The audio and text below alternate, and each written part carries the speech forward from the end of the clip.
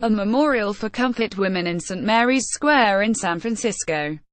The mayor of Osaka wants to terminate the relationship between his city and San Francisco because of the statue. Justin SullivanGe Images. The mayor of the Japanese city of Osaka has said he is cutting ties with San Francisco because of a new statue there, overlooking a small park downtown. The statue has three figures holding hands on a pedestal, representing girls from Korea, China and the Philippines. Beside them is a likeness of the Korean activist Kim Hak-sun. It is a commemoration of the tens of thousands of comfort women who were detained and raped by Japanese SOLRS before and during World War II. The issue still strains the relationship between South Korea and Japan, two key United States allies whose cooperation is vital to checking North Korea's aggression, and to balancing China's power in East Asia. South Korean activists, including former comfort women, have accused Japan of playing down the atrocity, and an organization in San Francisco has taken up their cause. But Japanese officials say that criticism is one-sided and an obstacle to reconciliation. Osaka and San Francisco are sister cities. But after Mayor Edwin M. Lee of San Francisco signed a resolution this week to turn the statue into a city monument, the mayor of Osaka, Hirofumi Yoshimura, said he would scrap the sisterhood by the end of the year. The relationship of trust has completely been destroyed, Reuters reported him as saying. Yoshihide Suga, Japan's chief cabinet secretary, said at a news conference on Friday that erecting comfort women's statues in the United States and other countries is in conflict with our country's stance and extremely regrettable. The women were forced into brothel work at comfort stations, which were set up in various territories occupied by the Imperial Japanese Army. A United Nations investigation found that comfort stations were in use as early as 1932, and that as many as 200,000 women had been enslaved by the time the war ended in 1945. Most of the women are thought to have been Korean, but some were from China, the Philippines and other countries. The statue in San Francisco was not intended as an affront to the people of Japan, said Julie Tang, a retired California Superior Court judge and a chairwoman of the Comfort Women Justice Coalition, which has been working for years to erect the statue. The issue is women's freedom from UAL violence, especially from rape and assault during wartime, she said.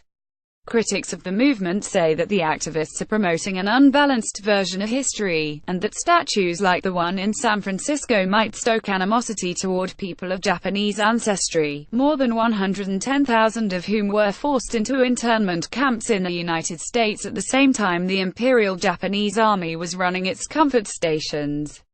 South Korea, too, has been accused of keeping comfort women. This year, a South Korean court ruled that the government was guilty of detaining women to work as prostitutes for American SOLRS during the 1960s and 70s. After the San Francisco statue was first unveiled in September, Jun Yamada, the Consul General of Japan in San Francisco, said in a statement that the aim of current comfort women memorial movements seems to perpetuate and fixate on certain one-sided interpretations. He added this is unwarranted and hardly conducive to objective fact-finding and mutual agreement, let alone a final reconciliation. Rather, they are rapidly alienating the entire Japanese public, who could otherwise be sympathetic to the wartime plight of these women, by unduly exacerbating emotional antagonism. Judith Merkinson, the president of the Comfort Women Justice Coalition, said it was fitting that the statue was unveiled at a time when many women are feeling more emboldened to talk about UAL assault, and when statues have become lightning rods for political debate, as we've seen over the last year. Statues are very meaningful to people, said Ms. Merkinson, whose group funded the construction of the memorial. They represent history. Japan's position on comfort women has been evolving for decades.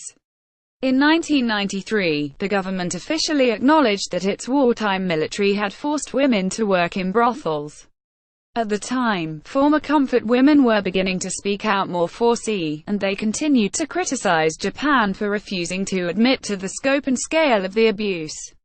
In 2011, a statue portraying a sitting girl with clenched fists was installed near the Japanese embassy in Seoul, where several former comfort women had been staging regular protests.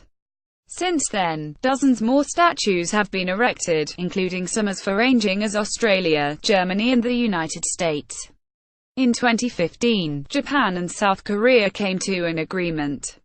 Fumio Kishida, Japan's foreign minister at the time, said in a statement that the government of Japan plainly acknowledges its responsibility, and that Prime Minister Shinzo Abe expressed sincere apologies and remorse to all those who suffered as comfort women. Japan promised about $8.3 million to provide medical care and other services to comfort women, and Seoul was asked not to publicly criticize Tokyo over the issue. But in December, another statue in South Korea, this time in the southern city of Busan, was installed in front of the Japanese consulate. In January, Tokyo withdrew its ambassador to South Korea and its consul general in Busan. They both returned in April. When President Trump visited Seoul this month, South Korea invited Lee Yong-soo, a former comfort woman from Korea, to Mr. Trump's state banquet, setting off a formal protest from the Japanese government. And now there is a comfort woman statue in San Francisco, the first in a major city in the United States. San Francisco and Osaka have been sister cities since 1957. The relationship is meant to promote cultural exchange, including through special events and student ambassador programs.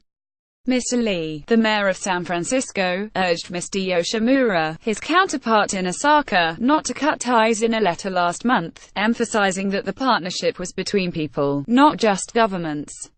It would be a shame to penalize those who worked so hard to build a strong future of cooperation between our residents, the letter said. Mustang said the coalition had received letters of support from people in Osaka who disagreed with Mr. Yoshimura's position. What HE's doing is extremely despicable and shameful, and it is against what we are trying to do in America, she said. This is to sensitize people to the issue of women and the kinds of UAL assault that they receive from men in authority. Motoko Rich contributed, reporting from Tokyo.